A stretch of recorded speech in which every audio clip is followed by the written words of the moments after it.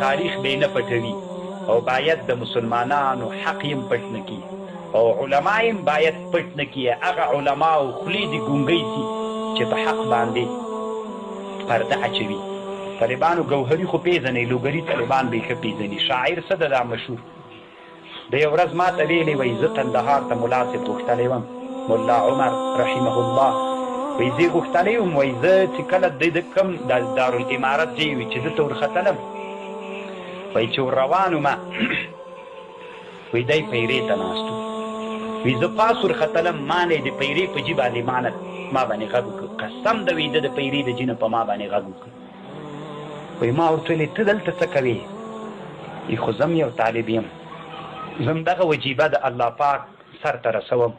الا کلکم راع وکلکم مسئول عن رعیه. وی قسم په الله باندې ما وی پیرې ته ولید چې پیرې ته ناست وو. بیا مې څو ورځې ورسره تېرې کړې. وی یوه ډېره نادره دا وله چې د عشرونو غنم خلکو راوړي ول، د قندهار د کمې ولسوالۍ نه وایي چا غنم راوړي تک تور، وایي هغه تک تور غنم چې ول د هغې د زرندې ته لیږلي وو، هغه یې اوړه کړي ول، ده به تکه توره ډوډۍ خوړله. وی چا به ورته ویلي چې دا نوره ولې نه خورې؟ نوره طالبانو نه خوړله. وی ده ویلي چې دا دما د معدې دپاره ډېره ښه ده. معده نه وه طالبانو، صرف د دې په خاطر چې الله پاک بیا ما نه پوښتنه ونه کړي چې ښه خوراکونه دې کول او تور غنم او تور وړه دغسې پاتې ول. وی معده خبره نه وه، صرف دغه وه، دا د ده ډوډۍ وه. او وایي کوټه کې به یو بل دا و چې یو کارتن ورسره ایښي و لکه دا د غوړیو تش کېدلی کارتن و، دا به د پیسو نه ډک و. هغه وخت کې خو هغه افغانۍ وي، څوک به ورته راغی یو طالب و یو ملا و یو مجاهد، دا پیسې وي د دې نه خلاصېدلې نه، دا سمه د ابي هریره خورجینه وه. نو بیا وروسته طالبانو راسي درته دویم طرف مشکات کې د ابو هریره خورجینه وه. بس د هغه شکې بکس نه و چې قلفې کړي، بانک نه و چې قلفې کړي، بس همدغه پیسې ولې چې څوک به راغی د دې نه به یې ورکولې. که بالفرض ژوندی وی یو زه طالبانو ډېر کشر وم پاکستان کې، یو وخت کې پاکستان کې یوه غټه غونډه جوړه سوه، نو ډېر په لکونو خلک راجمع سول د ببو کې. نو هلته داسې اوازه سوله چې ملا صاحب راغی، یعنې خلکو وی دی ډېر د خوشحالۍ نه هېڅ انسان داسې نه و چې زړل دي نه، ډېر د مخابرې د لارې نه هلته مجلس ته وینا کړې وله.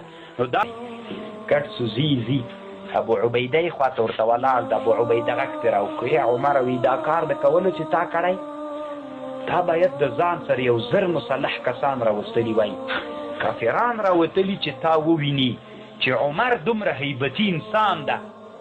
نو عمر لا ورپورې وتلی نه ده، غږ یې وکړ یا ابا عبیده بن جراح اعزنا الله بالاسلام، ما ته عزت الله پاک په اسلام را کړی، فلا نطلب العزه بغیر الاسلام، زه د اسلام نه بغیر د بل چې شي په واسطه عزت نه طلبومه.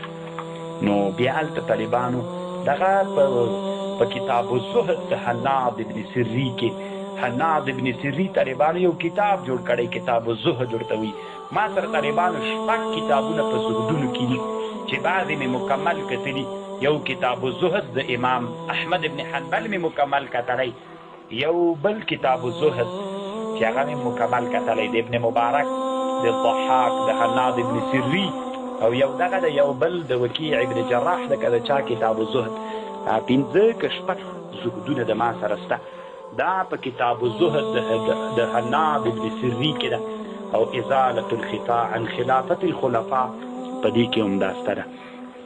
نو الله پاک طالبانو دومره هغه ورکړي، مونږ باید چې مونږ ته کم عزت الله پاک د اسلام په وجه